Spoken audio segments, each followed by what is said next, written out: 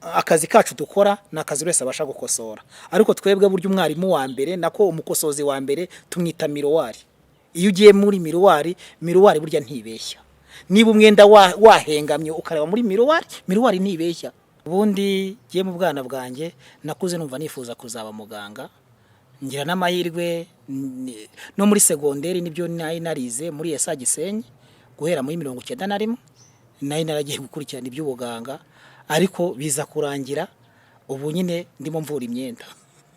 Noneho kuri bya bipimo mpuzamahanga byo hari imbonera hamwe, nk'imbonera yavuga ngo ibipimo by'abagore ukabikurikirana, umuntu wamba ingano zabo 38 36 kugeza kuri 50. Iyo bino bipimo bikurikije wa muntu niba azi ko yambara koko 40 ukabikurikiza azambara umwenda umukwiri, kandi bizaba ari ibintu byiza cyane. Nanone iyo ukomeje uhita ubona imbonera hamwe ibipimo by'abagabo nayo ukayisangaho. Iyo mbonera hamwe ibipimo by'abagabo ni umudodero ukurikije, niba ari umugabo wambara 50 ukamudodera ukurikije ibipimo umugabo azambara nta kibazo kizaba gihari.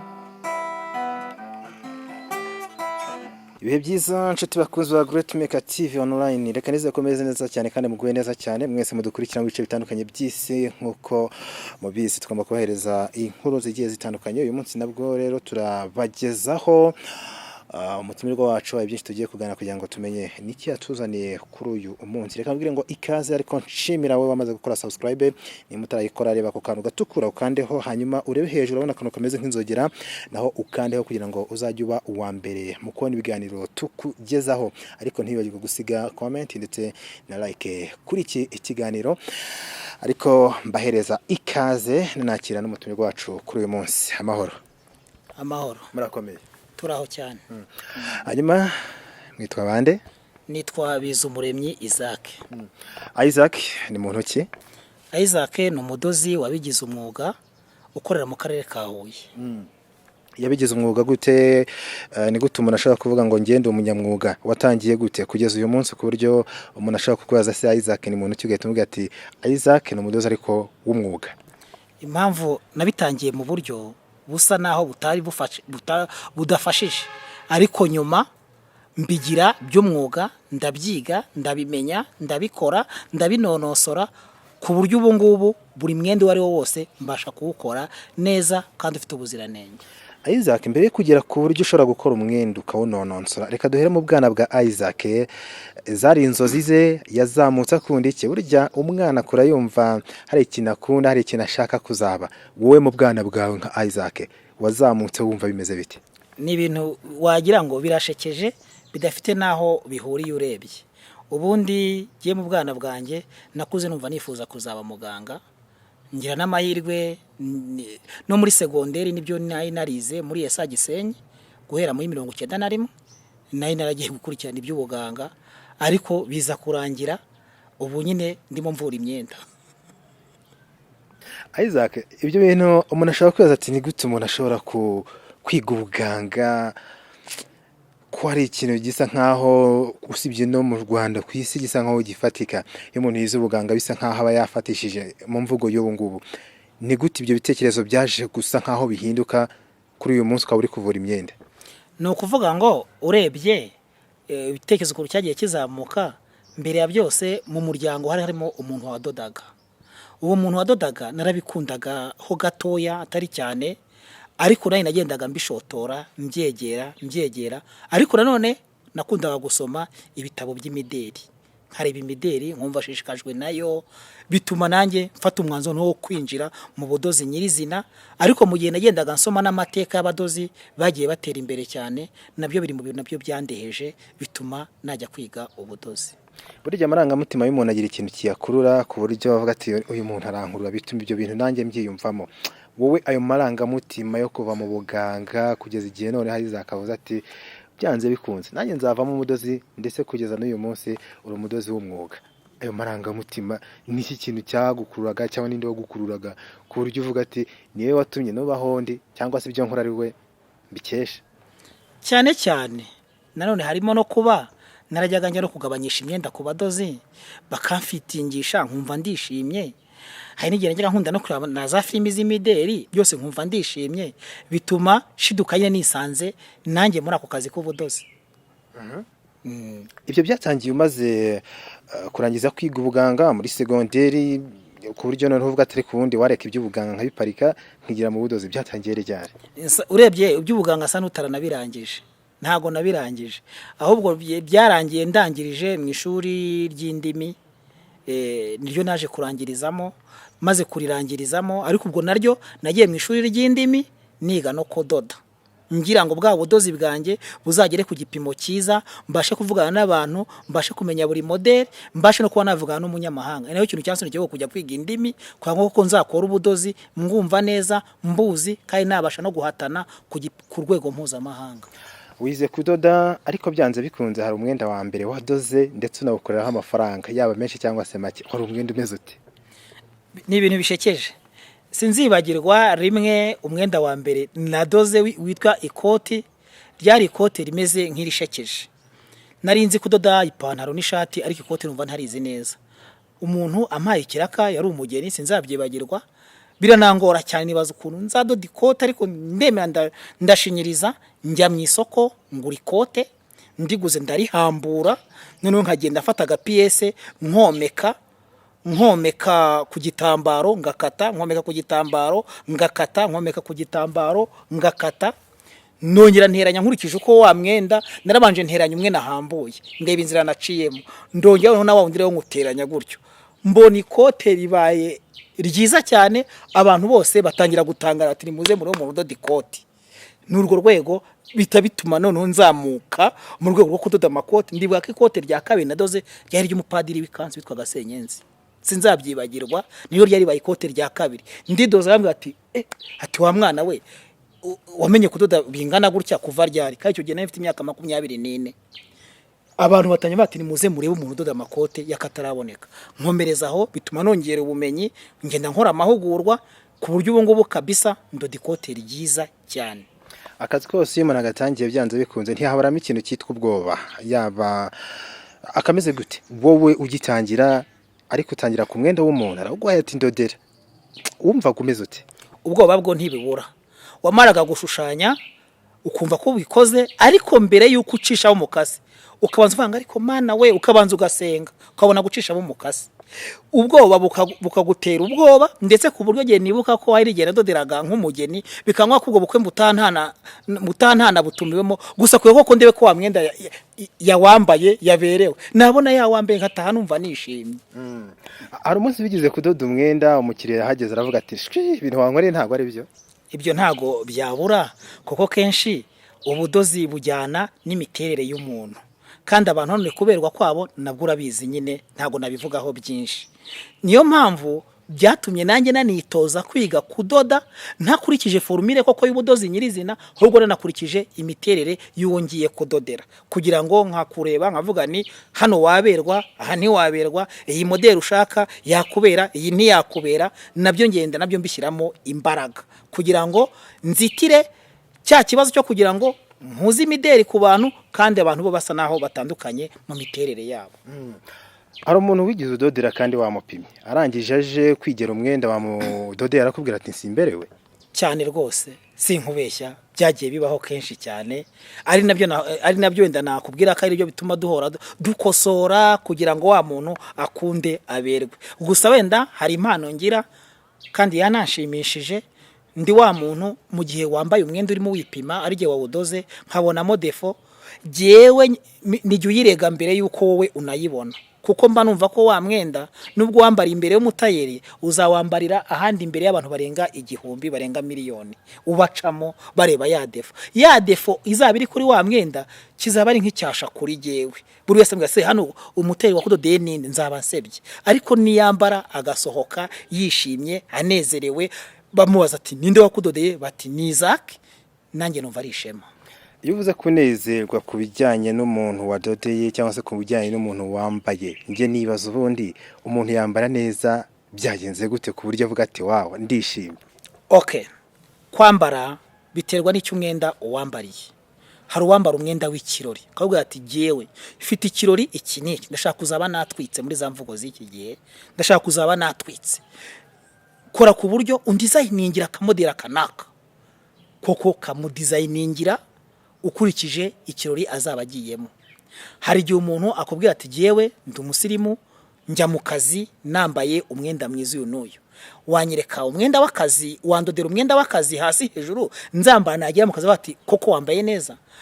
Hari uvuga ati ndashaka umwenda usanzwe gutyo. Byitwa rero ko umuntu twebwe ubundi akazi kacu dukora nakazi wese abasha gukosora, ariko twebwe buryo umwarimu wa mbere nako umukosozi wa mbere tumwita miroir. Iyo ugiye muri miroir burya ntibeshya. Niba umwenda wahengamye ukareba muri miroir ntibeshya, nibwo uzabona ko umuteri koko yakododeye neza cyangwa yakododeye nabi. Ariko naye hari igihe udodera umuntu wamudodera ugatuba ati wow tinimuze, nawe ubwe yareba. Hari nabo tuyadukorera akishima agatakiraho n'ubwa sisi kavuga ati wandodeye neza, twari twavuganye 20,000 akira ibindi 5, uri umugabo. Nakazi kajya kanshimisha cyane kubera iyo mpamvu. Hari n'uwo tudodera nyine akaza yakwambara ndakabona ntibigenze neza ko yabishakaga, ariho amwe nakubwiye ko tugenda dukosora kugira ngo umukiriya agende anyuzwe. Hari akazi kenshi usanga karimo igitsina runaka ku mubare mwinshi mu budozi ho, ni bande bisanga muri uwo mwuga wo kudoda cyane cyane ku ruhande rw'igitsina gabo n'igitsina gore? Ubundi urebye akazi kacu abantu badodamo cyane ni abantu b'igitsina gore, nibo benshi bakunze kugaragara mu budozi.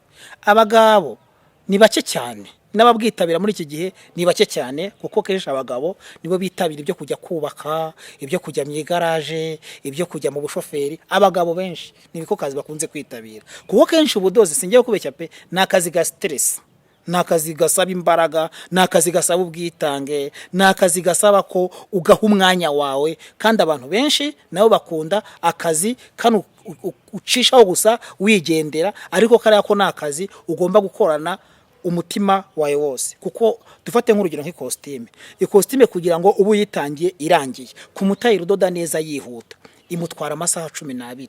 Urumva amasaha 12 wicaye ku mwenda umwe, hariho abantu bumva ko babarambiwe. Mu gihe yumva akavuga ati nintwara moto ndava hano ngere mu minota 30 ndaba nkoreye 1000.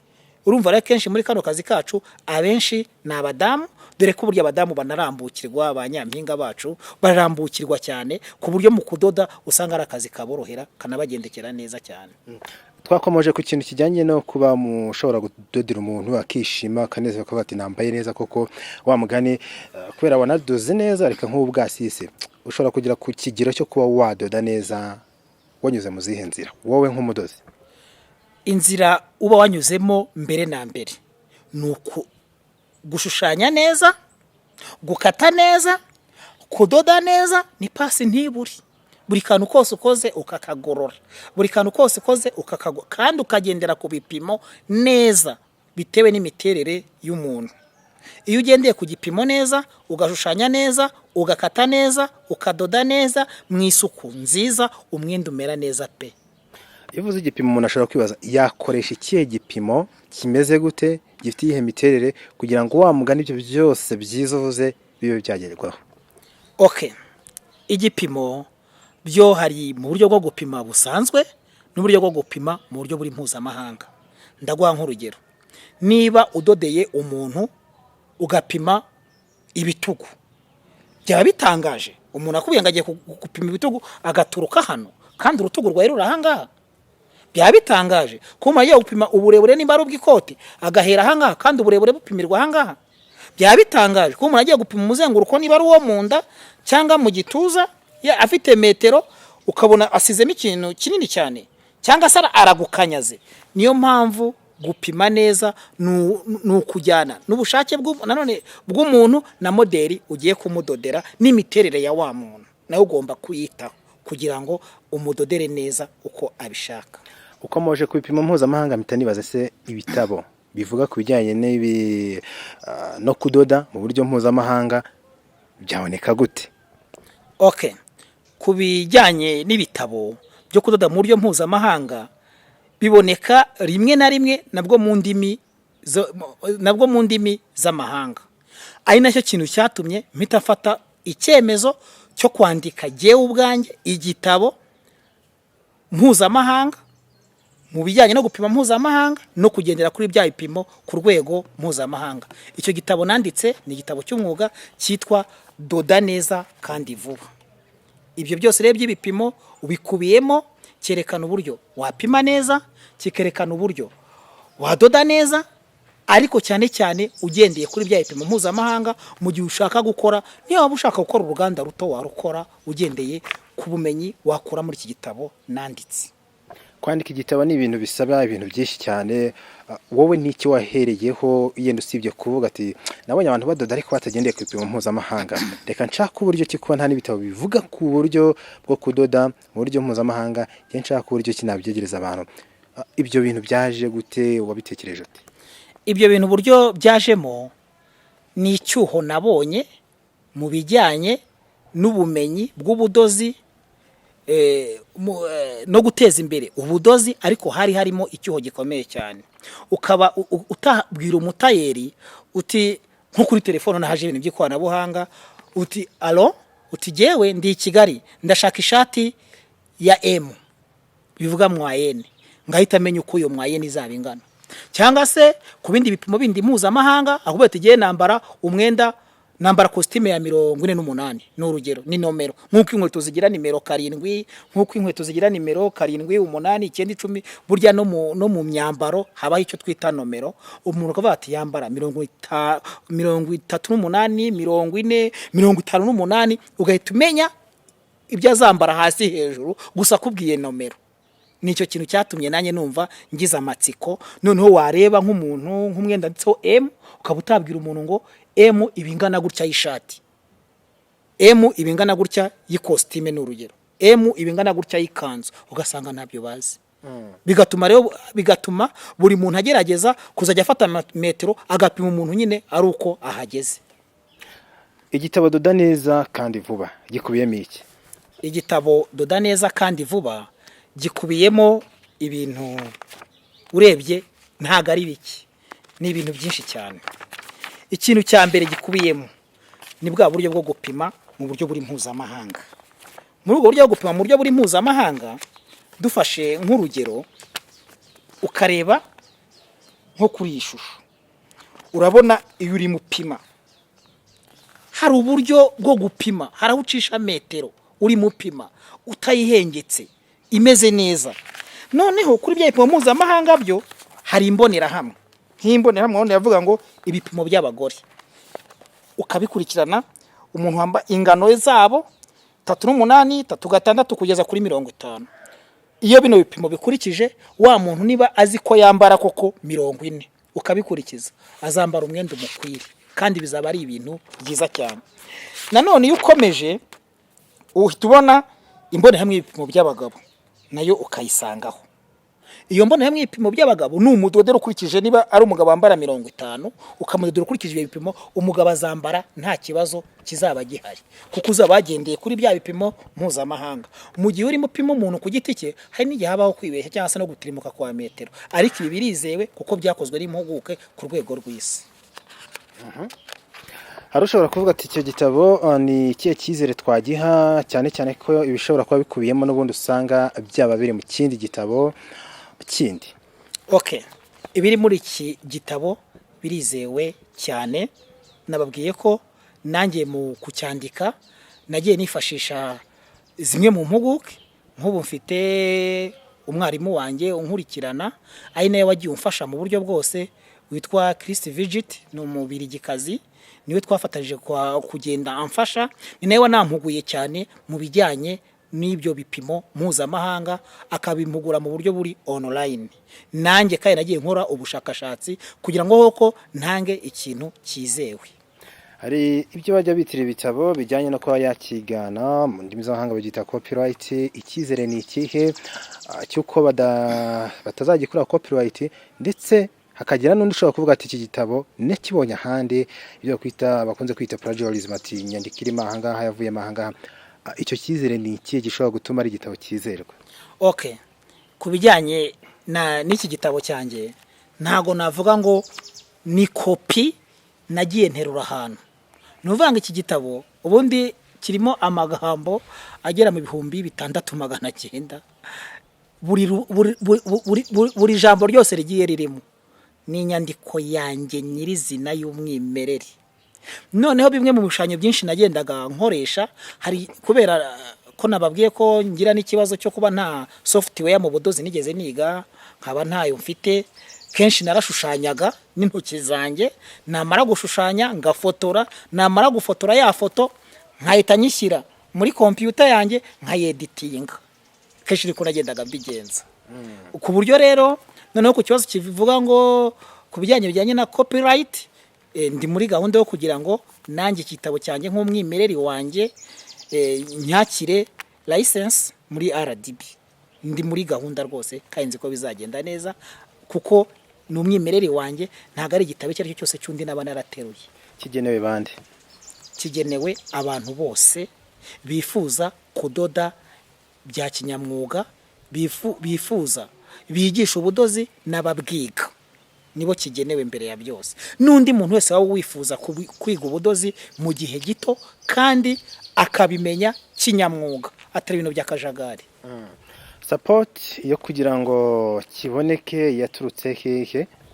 Support yo kugira ngo kiboneke kenshi yaturutse mu mahugurwa nagiye mpugurwa, ngenda mbasha kumenya byinshi cyane ku bijyanye n'ubudozi n'amashuri, nanjye naranabyize ahasigaye nanjye nkora n'ubushakashatsi. Ariko mu by'ukuri kugeza kuri umunota sinavuga ko aho ngeze hari indi support yari yose wenda iri financial naba narigeze mbona ijyanye n'amafaranga. Ibintu byose ndimo ndihinga. Bajya bavuga ngo umwana agenda nka se, sinzi ntabwo yize utubwira yenda nimba uri mariye cyangwa se uri umusiribateri. Okay, jewe ndi umugabo, ndi umupapa, mfite abana nta kibazo bakuru, ndetse ku buryo mfite n'ababiri biga muri secondaire mu mashuri makuru. Abo bana jewe ubwo n'ibintu bishekeje, nashidutse nsanga umwana umwe wanjye w'imfura ari madoda, narigeze ntabimwigisha. Shiduka mbona umwana ari madoda aranabizi, niyo bari mu kiruhuko hari igihe amfasha nkumva ndishimye. Nuko bimeze. Umuntu ubonye icyo gitabo ni cyo wamushishikariza gisa nk'akabanga cyihariye ku buryo avuga ati byanze bikunze ngoma nanjye kugitunga nkajya nyisoma? Ikintu cya mbere namushishikariza, abantu benshi dufashe nk'urugero, reka njye nko ku ishusho imwe wenda y'ijipo, wenda iyi ni ijipo abantu benshi bamenyereye bazi ku izina ngo yitwa mitanda, isesuye irekuye. Ino jipo abantu benshi ntibazi kuyikata kandi iroroshye pe. Ni ijipo icyo witaho cya mbere ni mu nda honyine n'uburebure. Iyo urebye uko ikatwa, uburyo itunganywa, uburyo ikatwamo, uburyo bita kuri bya bipimo, uburyo ugenda ukabasha kugera ku ntego zawe, ijipo igasohoka neza yizewe, nta ruhande rwakuruye urundi, nta bidefo, wumva wishimye pe. Iyo ugeze ku ishati muri kino gitabo ukareba ishati uko ihagaze, uko ipimwa, uburyo ikatwa mu bishushanyo nk'ibi ngibi, ukabona uburyo ushobora kudoda ishati, uburyo ushobora kuyikatira amaboko yaba maremare yaba magufi, uburyo upima ibi byose ni uburyo busobanutse ku buryo n'uwareba igishushanyo cyonyine yabasha kumenya. Isaac, dusoza ni cyo babwira by'umwihariko abadozi, ni cyo babwira by'umwihariko abasomyi, buryo usoma nta nubwo ari ngombwa ngo asome yenda ibyo yize cyangwa se asome ibyo abantu bamutegetse. By'umwihariko ni cyo wabwira abasomyi muri rusange n'abadozi? Icyo nabwira abasomyi n'abadozi muri rusange ni ugukunda ubumenyi, bagahora bongera ubumenyi. Burya umuhanga nuhora asoma agahora yongera ubumenyi. Abatayeri benshi bamara igihe bajya gukatisha ngo ugasanga umuntu azi kudoda ntazi gukata n'ishati. Umwanya mara ajya gukatisha umwenda ku mutayeri mugenzi we, ariko yigomwe isaha imwe yonyine yo kubyiga yazajya abyikorera bitabaye ngombwa ko ajya kwirirwa azenguruka yataye umutwe n'indi unkatira wenda no gukata ugasanga gukatiye nabi bitewe nuko ari kuri pressure nawe yibyiwe. Niyo mpamvu baba basomyi baba batayeri kino gitabo nzi neza ko kizabasha kubafasha kumenya ubudozi kuko gikubiyemo gukata no kudoda ijipo, gukata no kudoda ishati, gukata no kudoda ipantaro, gukata no kudoda ikanzu. Ibyo ni ibintu by'ibanze mu budozi. Ubizi ibyo ngibyo ufite urufunguzo ubonye impamba yazagutunga kugeza kera cyane. Isaac, nimba nta kindi babwira badukurikiye reka ngushimire cyane. Icyo nabwira abadushyikiye mbere ya byose ni ukunshyigikira.